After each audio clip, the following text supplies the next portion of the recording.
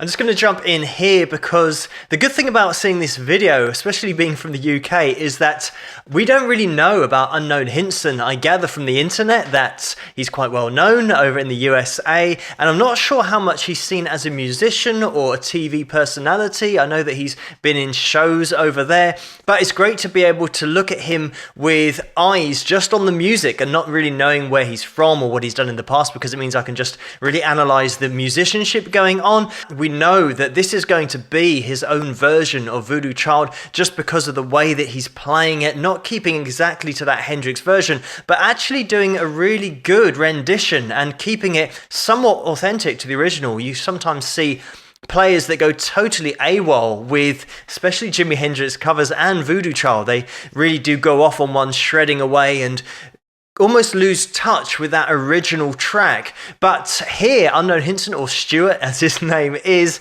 he's really keeping it authentic. And the one thing that he's really got down here, and the thing you have to have down if you're going to try and keep it authentic, is that vibrato and that control of vibrato as well. Here we have got quite a wet sound on the guitar. If you don't know what wet means on guitar effects and effects in general, it means that there's quite a lot on there in terms of having quite a reverb sound and a little bit of delay in there as well, quite a lot of overdrive, but I think he could probably get away with cleaning the tone up a little bit, but that's just what he's gone for in this particular case. Just breaking down the techniques a little bit, we can see here that Stuart obviously is an accomplished player. You have to be to do a decent version of Voodoo Child, but the way that he's playing those lead notes and the alternate picking he's got going on there, quite a lot of hammer-ons and pull-offs coming in here, not going for a really aggressive sound. Like I mentioned before, I think he could probably clean up the tone a little bit and get a little bit more of a biting sound, because he's got the technique to be able to get away with that. I think the hard thing is always in small venues, especially being recorded on a phone as well, you don't really get an appreciation of what it's like to hear whilst you're there, because generally guitar sounds will cut through a lot more live when you're hearing it in the venue than they will do on a phone after the event. So it might just be the case that the top end on the phone isn't quite picking up the guitar as clean as it is, and that extra little delay on there is cool as well because he can really get into his playing.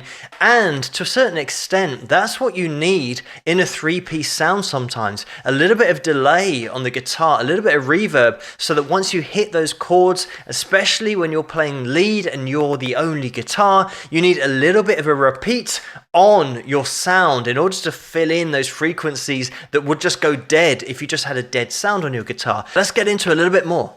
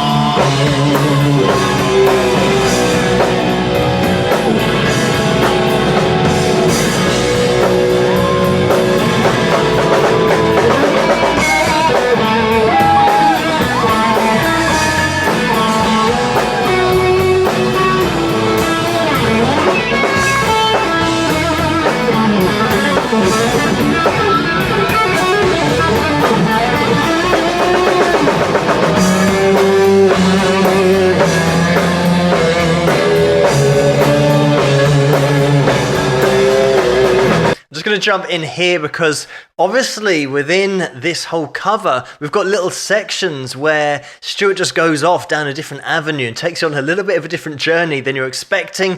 But just the way that it was playing there, we could see straight away those 3 notes per string scales, playing through those scales so smoothly, getting that legato sound with the hammer-ons and pull-offs. So he's got those techniques down, and I don't know, like I mentioned at the beginning of the video, what his background is. I'm going to cover some of the history, or at least some of the stuff I've managed to dig up on Stuart. But as a guitar player, he's certainly earned his stripes. He's spent a long time practicing getting down these lines, getting down alternate picking, getting down hammer-ons and pull-offs, being able to play a lead so that it gets all the attention for whenever he's playing. So many times you'll see a 3-piece where the lead guitarist starts playing and everything drops out, and the lead guitar you're listening to isn't particularly interesting. They might lose their way here and there, and it's a little bit of a negative when they go away into a lead solo. Whereas here, the whole performance hasn't taken a dip. just because Stuart's gone into a solo. If anything, it's helping now to really focus the attention on the lead breaks, on the guitar and on the melody. And by the way, just a quick shout out for the bassist and the drummer as well. I always say that you've got to have a solid foundation. And we can see here Stuart's playing that Rickenbacker classic 1960s look. This is the 360 Jet Glow, but he's also got his own signature model, which I think came around after this video, and that's made by Reverend Guitars. So that's just called the Reverend Unknown Hinson signature. So you can check out that guitar if you want to as well. It's no surprise that looking into Stuart's history that he was a music teacher and a studio musician as well.